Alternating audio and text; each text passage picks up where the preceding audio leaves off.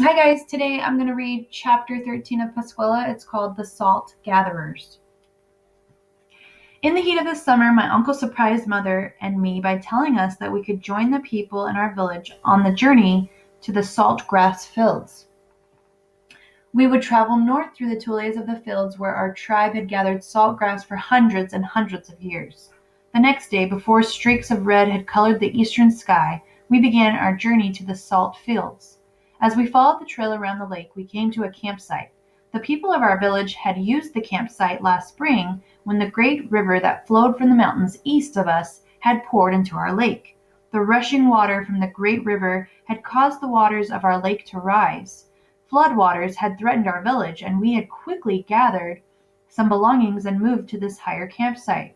When the waters went down, we moved back to our village. At other times, angry winds from the north blew the waters of the lake toward our village, forcing my people to move once again to the higher campsite. Our camp guards were always alert and warned us when the waters of the lake began to rise. Walking past the abandoned campsite, I noticed that the dry tules surrounding the lake had turned a light tan and hid the green tules that grew in the water. The vast patches of the dry tules stretched as far as my eye could see. Their light tan color matched the color of the animals living in the marshes. Moving quietly along the trail, we passed several young antelope that stood looking at us with their large black eyes. They were almost invisible against the tan background of the tules. As the late afternoon sun faded and dropped below the horizon, we arrived at the salt grass fields. While setting up camp, I heard the scampering of small animals.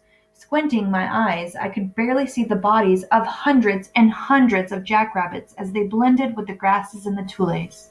When the evening cook fires were lit, shiny pairs of eyes stared at us from the outer edges of camp. With the rising moon came the distant howl of coyotes, causing the rabbits to bolt about as if they had been struck by lightning. By early morning, every jackrabbit had disappeared into the dry bush and tules. All was quiet, and as I walked to the edge of the camp, I saw a sea of silvery salt grass. The grass waving back and forth reminded me of the waters of the lake near our village. Each morning, before the heat of the day, we went to the salt grass fields. We broke the dry grass off close to the ground, being careful not to shake off the drops of salty liquid that clung to each blade of grass. We put the grass into our baskets, leaning it against the side of the basket so that salt drops on the grass would dry. As the sun rose higher in the sky, I could feel the heat beating down on us. Sweat ran down my face and back until my long black hair stuck to my skin. When I looked at my aunt, she was looking at me. We both laughed out loud. There were bands of muddy sweat streaked across her face, and I knew my face must look the same. I raised I raised my hands to show her where the sharp blades of salt grass had cut my fingers. She raised her hands, showing me her many cuts. Without words, we agreed that gathering salt grass was hard work. Later in the day, under shade shelters covered with tule mats, we piled small bundles of salt grass on top of elk skins that were spread on the ground. 3 of 4 people sat under each shelter. Using small willow branches, each of us lightly tapped a pile of grass.